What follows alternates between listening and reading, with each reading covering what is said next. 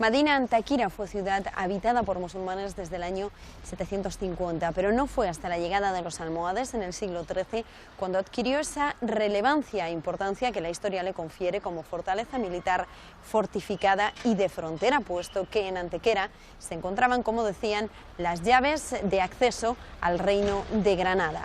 Hoy, Antequera rinde homenaje a esos pobladores musulmanes con esta estatua que homenajea a todos aquellos que salieron hacia Granada, donde fundaron el barrio de la Antequeruela.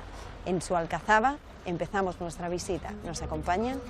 En las puertas del Reino de Granada, entre valles y montañas de la Sierra Andaluza, se halla esta preciosa villa donde la historia convive cordialmente con el presente. Su propio nombre, Anticaria, Antigua, como le decían los romanos, denota este salto en el tiempo que hace perdurar los acontecimientos en el aire, aunque los años le recluyan a documentos y papeles oficiales custodiados en bibliotecas ajadas donde el tiempo no tiene valor. No pocos fueron los románticos que en el siglo XIX viajaron por estas tierras y casi por casualidad daban con Antequera, sorprendiéndose con su belleza y la intemporalidad de sus paisajes.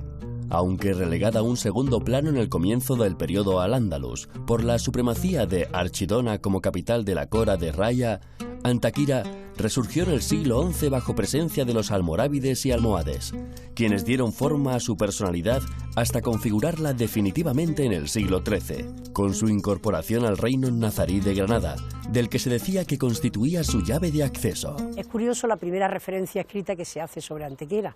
No fue un texto árabe, fue un texto judío.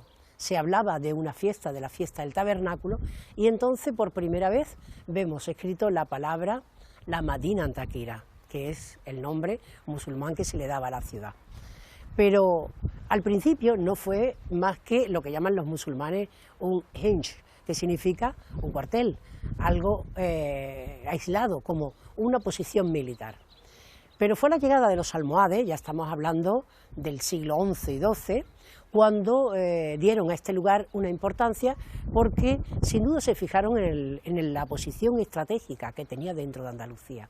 Estamos a 90 kilómetros de Granada, a 115 de Córdoba, a 165 de Sevilla y también a 50 kilómetros de Málaga, por tanto del puerto por donde entraba gente, personas y mercancías.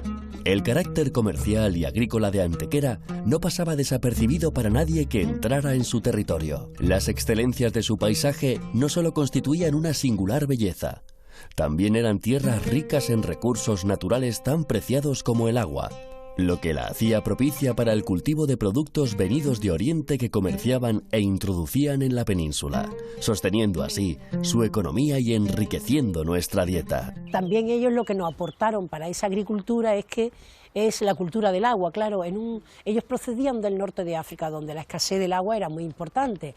Entonces, cuando llegaron aquí a Antequera, y se construye toda esta medina, y se dan cuenta que por la parte de Levante, de la muralla de Levante, corre un afluente del Guadalhorce, tenemos el río de la Villa, que le llamamos nosotros, pues naturalmente el aprovechamiento de ese agua, pues querían darle todo tipo de utilidad, sobre todo el tema de la agricultura. Y por esa razón el agua del río fue llevado, se construyen acequias, norias, y el agua se llevó hasta el fondo de la vega. Entonces, esa vega de Antequera, que hasta ese momento no había tenido más que cultivos de secano, si podemos decirlo, pues se llenó de hortalizas, de árboles frutales. Las hortalizas en la dieta de la cocina musulmana es como básica, ¿no? Pero no solo consideraron sus dones agrícolas, también su estratégica ubicación en la Sierra Andaluza jugó un papel importante. Y fueron los musulmanes quienes destacaron esta posición, estableciendo en ella la población que configuraría la gran Medina Antequera. Y fueron ellos los que hacen todo este lienzo de muralla y esta alcazaba. Ya sabemos que la palabra alcazaba significa una fortificación, un palacio fortificado. También hay un elemento básico en una alcazaba como son los jardines. Y en esta alcazaba era una alcazaba que llegó a tener 3 puertas. Las importancias de las ciudades en el Al-Ándalus en esa época se medían por el número de puertas que tuvieran. Y aquí hubo 3. Lo que significaba, lo podemos comparar, en el Al-Ándalus todo lo comparamos con la Alhambra, porque para nosotros es lo máximo, el referente. Entonces la Alhambra tuvo 7, entonces de ahí que pensemos y seamos conscientes de la población tan importante que llegó a tener Antequera. El espacio que cerraba era 62.000 metros cuadrados.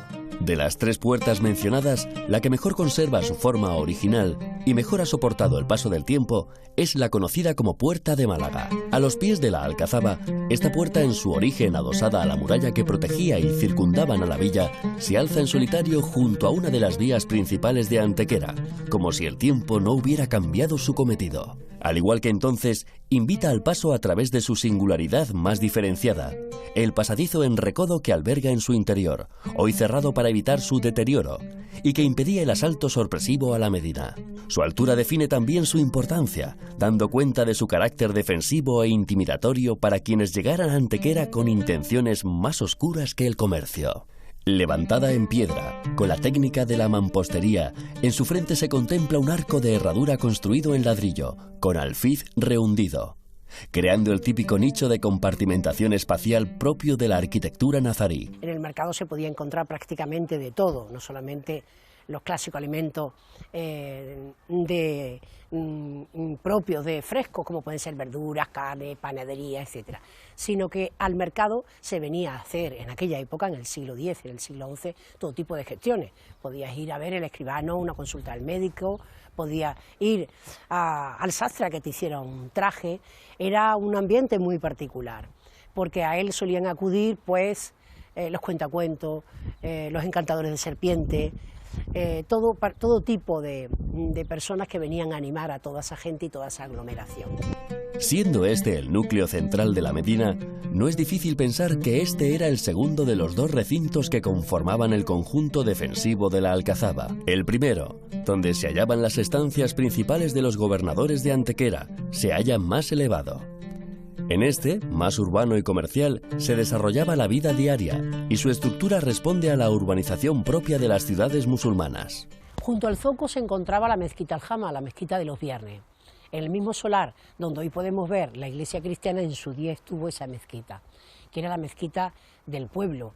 En este espacio de la Alcazaba hubo 2 mezquitas, esa que se encontraba aquí abajo en la Medina, y otra que se encontraba junto a la Ciudadela, que como bien sabéis es la parte alta de la Alcazaba y es donde se encontraba pues los nobles, el poder, es decir, de alguna manera pues la clase social más importante de la Medina en ese momento.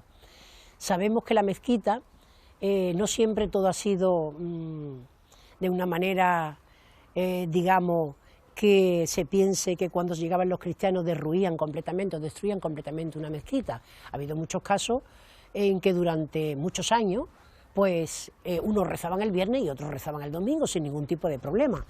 Y hay casos que lo conocerás tú, como por ejemplo, como donde hoy se encuentra la Catedral de Sevilla. La Catedral de Sevilla es la catedral gótica más importante del mundo, más grande del mundo, perdón, porque está en el solar de la mezquita que tuvo el Al-Ándalus más grande. Y eso significó además que los cristianos rezaron durante nada menos que 150 años en la misma mezquita sin transformarla.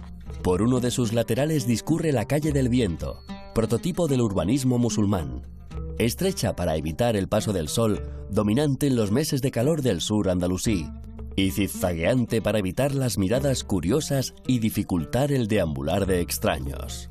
En lo alto de este primer recinto se encuentra la parte noble de la Alcazaba, arqueológicamente descubierta para contemplar los cimientos de la Medina y adivinar las edificaciones imperecederas, como estas termas romanas que dieron lugar a unos baños árabes en toda su configuración.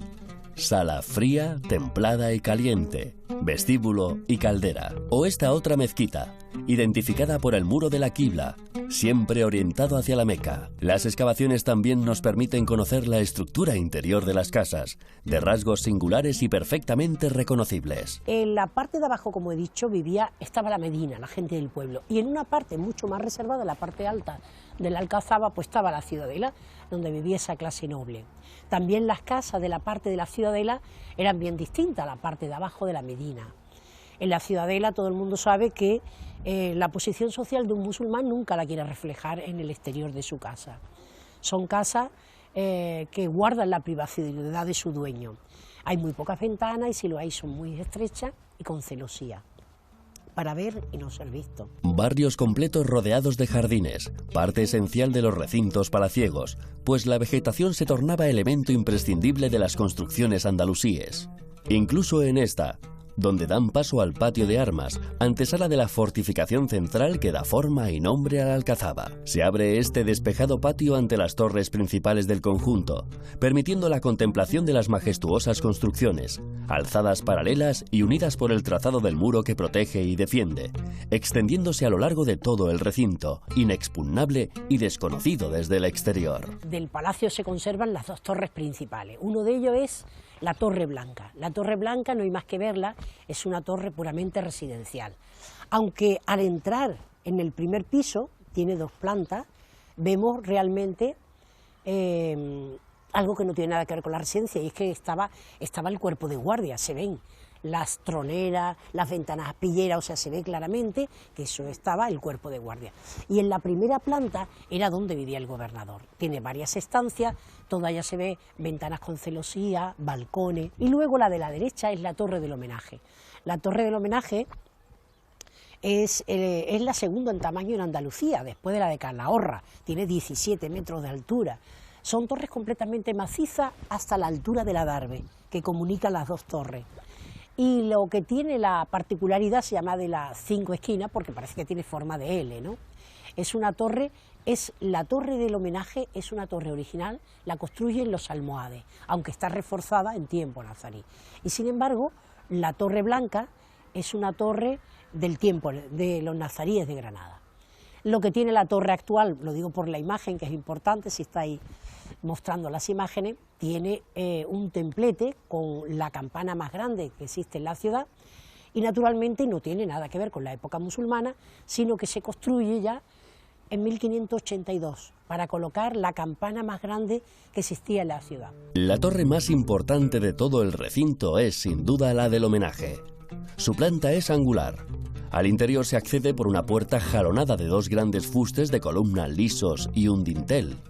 Entre las estancias del interior hay varias de planta rectangular y cubiertas con bóvedas esquifadas. Es la más alta de las dos y la que domina el conjunto monumental por el que pasean, ajenos a su historia e importancia, los visitantes. Pero pronto ese desconocimiento se abrirá paso entre ellos mediante los esfuerzos restauradores de sus guardianes, entregados a la tarea de construir la muralla tal cual era en época de la Medina, respetando su trazado y enseñando al presente cómo Antequera se protegió del olvido. Tras sus muros, la historia también se abre paso. Las calles que rodean a la Alcazaba, aquí paralelamente justo en el muro, tienen nombres, los mismos nombres que tenían justamente de esa época que yo estoy hablando, cuando la Alcazaba estaba en su momento álgido, porque los artesanos formaban gremios, y estos gremios, digamos, se ponían fuera, construían sus casas fuera de la muralla. La casa del artesano tenía dos plantas, en la parte de abajo tenían los talleres y en la parte de arriba tenía la vivienda, el artesano. Se agrupaban por gremio de tal manera que dieron nombres a las calles que hoy día seguimos manteniendo. Por ejemplo, esta misma calle que está pegadita al muro se llama la calle Herradores, es decir, venía aquí la gente a herrar sus caballos.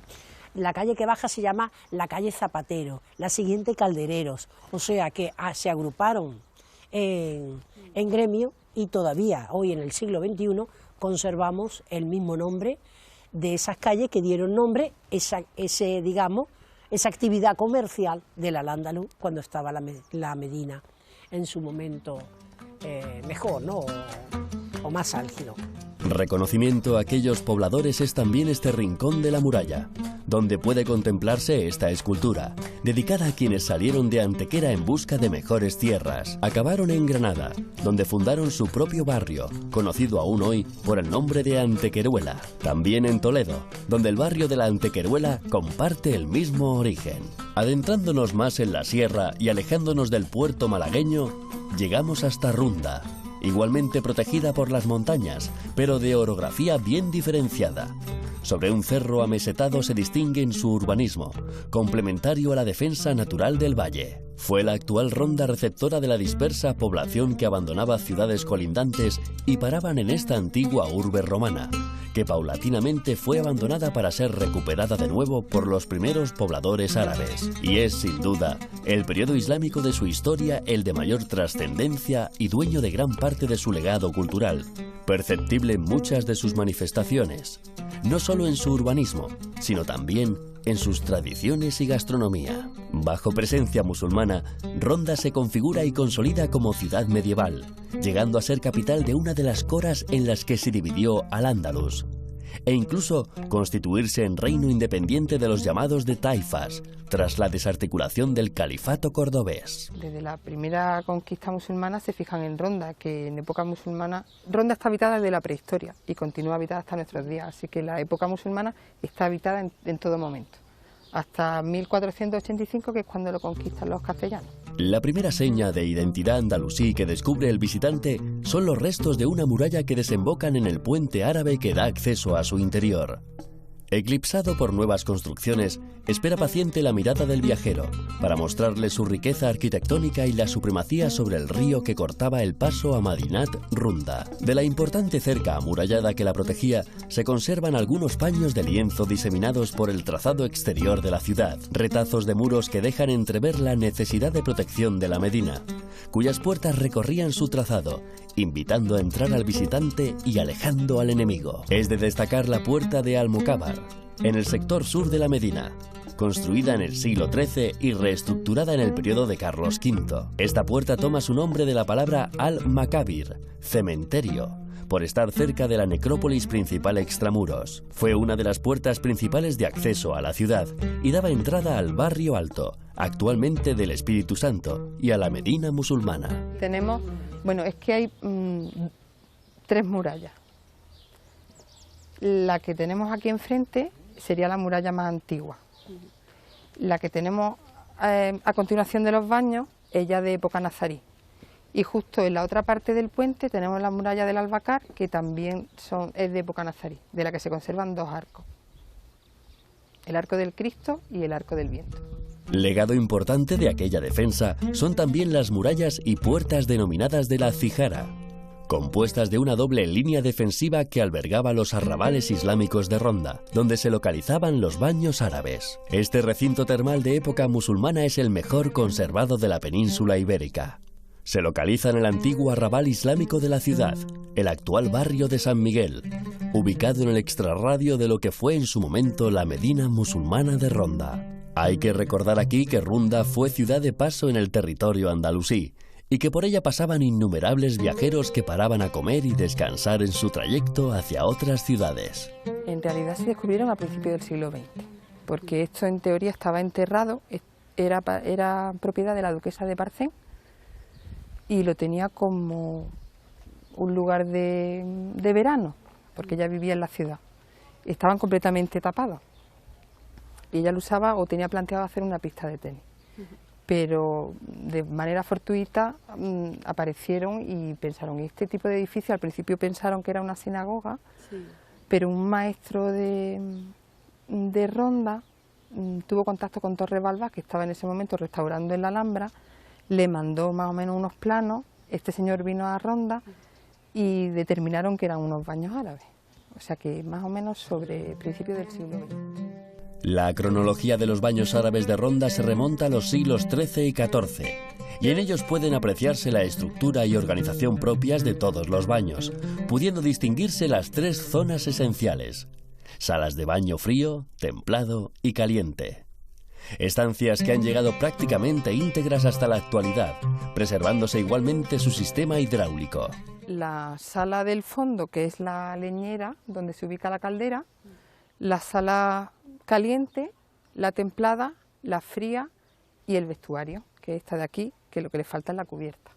Había turnos, en unos turnos entraban los hombres y en otros turnos entraban las mujeres y algunos niños pequeños. La sala central es la más grande y consta de 3 cuerpos, separados mediante 4 pares de arcos de herradura sobre columnas de ladrillo y piedra, que a su vez sostienen bóvedas de cañón con bellos tragaluces en forma de estrella cerrados con cristales. El edificio está cercado con un muro de arcos ciegos que forman el acueducto y tiene una torre al fondo con una caja de noria. También se conserva el área de calderas donde se calentaba el agua, así como restos de las curtidurías, actividad principal del uso dado a los baños siglos después. El alminar es un elemento típico de la arquitectura islámica. Se trata de una torre desde donde el almuédano o muecín llama a los fieles a la oración.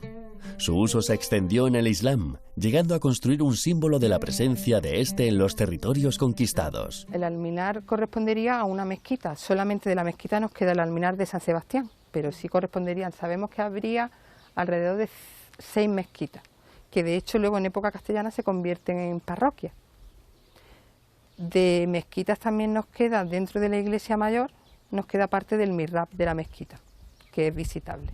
No es un alminar demasiado alto porque era de las mezquitas como de barrio, pequeñita. No era la mezquita Aljama. La mezquita Aljama es la que corresponde hoy en día a la iglesia de Santa María.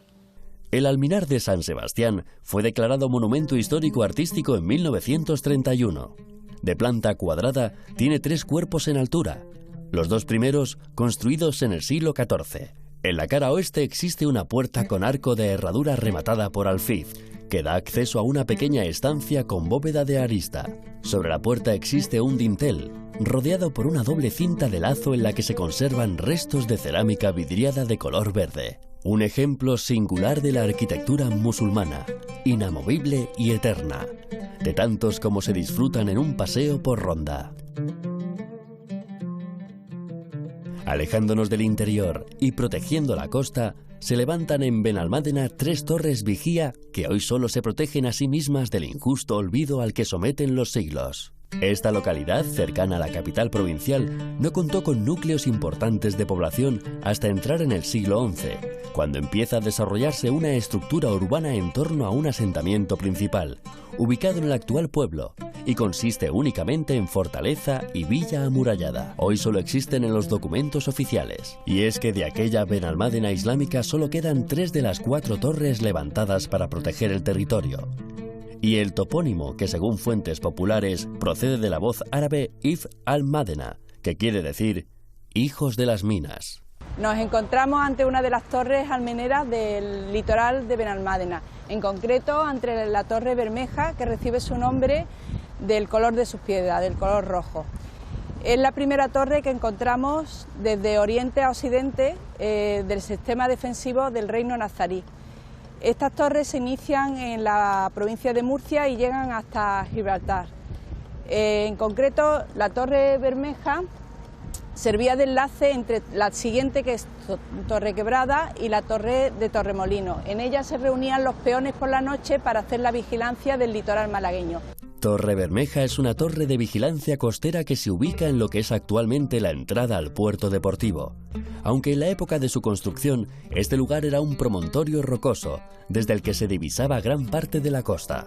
Por tanto, estamos ante una construcción eminentemente defensiva, en la que en cada una de estas torres, en las 3 que hay en Benalmádena, Torre Bermeja, Torre Quebrada y Torre Muelle, había un peón que realizaba labores de vigilancia, y cuando veía acercarse barcos enemigos encendía de día una hoguera para que con el humo los vecinos supieran que podían venir incursiones de piratas, principalmente berberiscos, y por la noche con el fuego. Tiene unos 8 metros de altura, siendo su parte más baja rellena de macizo y con un sobresoporte de fábrica. La vigilancia de esta torre cubría desde Torre Bermeja hasta la punta de Torremolinos, Castillo de la Roca. La misma función, la de defensa, cumplían las otras 2 torres conservadas, Torre Muelle y Torre Quebrada.